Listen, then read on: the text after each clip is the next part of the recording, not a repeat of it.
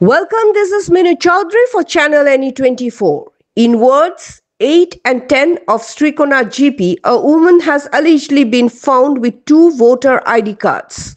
After news broke out that she had filed nomination papers as an independent candidate for the position of group member, residents of Srikona GP took to the streets in protest. Opposing the incident, the locals submitted a memorandum to the district magistrate demanding the cancellation of Rashmi Sultana Barbuiya's nomination. However, due to lack of a proper response from the administration, the public went to the Srikona block office on Thursday, where they allege the BDO not only threatened them with police action but also drove them away.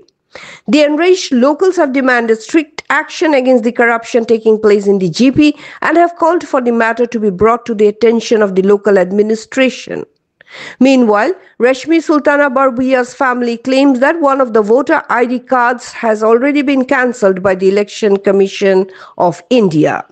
For more news and updates, subscribe our channel NE24, YouTube and support us by following our Facebook page. দুই জায়গার voter ID দুইটা আমার আর দুইটা আছে শ্রীকোনা জিপির প্রথম হইল ৮ নম্বর ওয়ার্ডে একটা ১০ নম্বর ওয়ার্ডে একটা দুই ওয়ার্ডে দুইটা ভোটার আইডি তখন আমরা যখন যেদিন স্কুটিনি হয়েছে স্কুটিনি আমরা বুঝতে পারছি না তারপরে যখন আমরা বুঝতে পারছি যে দুইটা ভোটার আইডি দুই জায়গাতে আছে তখন আমরা ডিসি স্যারের কাছে